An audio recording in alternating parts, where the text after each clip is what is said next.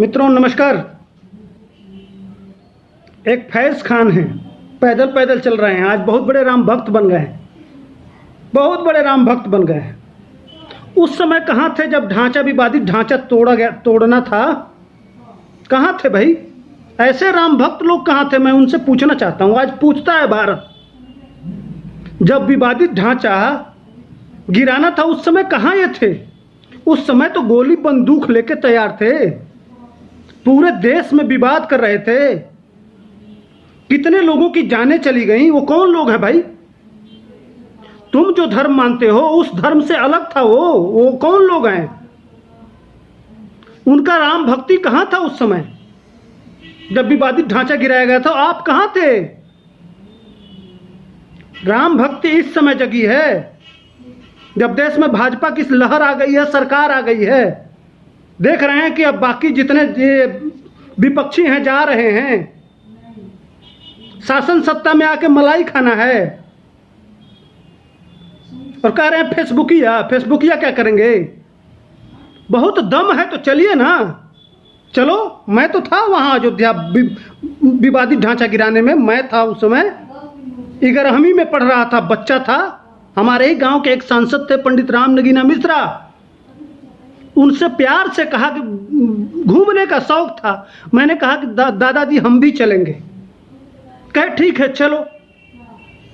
राम ने मुझको बुलाया था, प्रभु राम ने मुझको बुलाया था, संदेशा था एक तरह से। मैं क्या बच्चा, मेरे जुबान से निकली बात, लेकिन प्रभु की इच्छा थी और मुझको बुलाए। मैं वहाँ था, जिसको व्हाट्सएप नंबर दे दूंगा, पता कर लेना। जब जवान बेटा, जब ऊपर से जब पत्थर गिरते थे, इतने बड़े बड़े पत्थर गिरते थे, जब जवान बेटों का जंघा टूट जाता था तो माएँ कहती थी कि मेरे राम का अभी काम बाकी है, जाओ, जब तक तुम इस मलबा को खत्म नहीं करोगे तब तक चेहरा नहीं दिखाना। ये है भारतवंशी, वो है राम भक्त। माँ बेटे का टांग टूट गया है लेकिन वह कह रही है दूध का कर्ज चुकाना है तुमको, इसलिए सबसे पहले वो विवादित ढांचा गिराना है। यो होते हैं राम भक्त। अगर वह राम भक्त बनना है तो चलो विश्वनाथ, इसलिए कि शिव के बिना राम नहीं और राम के बिना शिव नहीं। उसी राम के दूसरे अवतार हैं भगवान कृष्ण। चलो मथुरा, चलो कृष्ण जन्मस्थली, जो मूल है वहां तोड़ो उसको। विवाद वहां भी तो विवाद है। अगर राम भक्त हो तो चलो काशी विश्वनाथ, ज्ञान वापी को गिराओ, उस वहां चलो, कहो कि खाली करो अगर राम भक्त हो तो। राम भक्तों के सीने में यह दर्द है, जो अगर बाबर की औलाद नहीं हो, असली राम भक्त हो, तुम्हारे रगों में राम भक्ति है तो यह साबित करो पहले। नहीं तो इस लालच में कि अब यह देश के राष्ट्रवादी लोग जग गए हैं और राष्ट्रवादियों के पीछे कल यह कहेंगे कि उसमें मुसलमान भी शामिल थे।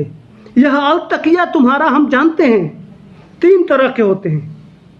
एक काम करते हैं, दूसरा समझाने चले आते हैं, तीसरा उस पर सिद्धांत बताते हैं। यह गूगल पे है अलतकिया, तुम भी जाकर देख लेना। तुम्हारे धर्म में अगर इस्लाम छोड़ दो फिर और हिंदू बनो, अशुभ मुहूर्त है, अच्छा मौका है, वहीं से घोषणा करो कि मैं अयोध्या चलूंगा और हिंदू धर्म स्वीकार करूंगा, सनातन धर्म स्वीकार करूंगा। तुम्हारे लिए भी मुहूर्त है। दुनिया में एक मैसेज भेजो, वहीं से कहो। तुम एक महिला को कह रहे हो कि तुम आके हमारा पैर दबाओ। यत्र नार्यस्तु पूज्यन्ते रमन्ते तत्र देवता। भारत की यही सभ्यता है। फैज आओ, मैं तुम्हें ललकारता हूं। एक राम भक्त ललकारता है जो उस विवादित ढांचा को गिराने में था। हमने देखा कितने बजे क्या क्या हुआ और किस किस तरह की घटनाएं थी। वहां एक नारा चलता था, बड़े खुशी की बात है पुलिस हमारे साथ है। चारों तरफ से, अयोध्या के चारों तरफ से साधु संत महात्मा लोग बड़े बड़े पत्थर को काट के और रोड बंद कर दिए थे कि कोई एंट्री ना करे। बगल में फैजाबाद में जितने तुम्हारे समाज के लोग थे ना, मलेच्छ रहे थे, घूम रहे थे, और उन्होंने पूरे देश में दंगा किया, शायद तुम्हारे परिवार वाले भी होंगे उसमें, उस समय कहाँ थे तुम? आज बहुत बड़े राम भक्त बने हो। एक कोई आजम खान है, वह भी कह रहा है सरजू में डूब के मर जाएंगे। तुम लोग कहाँ थे भाई?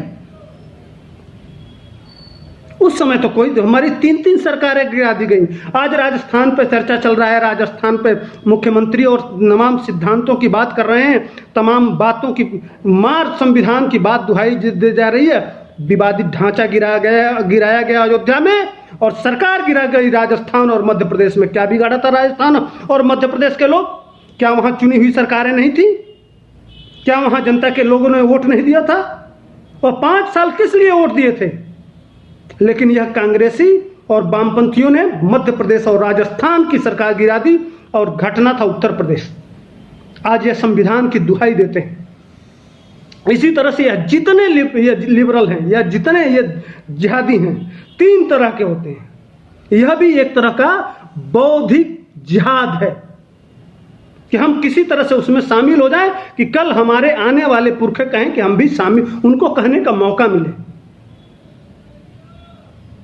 उस पर आवाज नहीं उठी जब पाकिस्तान में मस्जिद नहीं बनाने दिया गया। बोलना चाहिए, उस पर तो नहीं बोले। बुद्ध की प्रतिमा तोड़ दी जाती है वहां पाकिस्तान में, उस पर तो कोई नहीं बोला, उस पर तो कोई नहीं बोला। ये समाजवादी भी बोल रहे हैं भाई साहब, आज पेंडेमिक जिस तरह से चल रहा है उसी तरह से, उसी पेंडेमिक के तरह से पूरे उत्तर प्रदेश को जेल खाना बना दिया गया था। कोई ऐसा इंटर कॉलेज और कोई ऐसा सरकारी संस्थान नहीं था जिसको जेलों में नहीं बदल दिया गया था। यह मुलायम सिंह का परिवार, मुलायम सिंह गर्व करते थे कि लोग मुझको मुल्ला कहते हैं।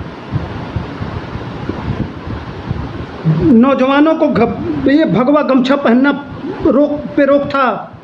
अगर जय श्री राम बोल दिए तो हड्डियां तोड़ दी जाती थी उसी उत्तर प्रदेश के पुलिस के द्वारा। आतंक था, आतंक। इसी समाजवादी पार्टी का, यह समाजवादी पार्टी आप बात कर रही है। अरे तुम्हारे हाथ हजारों लोगों के खून से रंग दिया गया था। 16 लोगों को नहीं मारे थे मुलायम सिंह। उस समय सरजू का पानी लाल हो गया था जितने कत्ल हुए थे।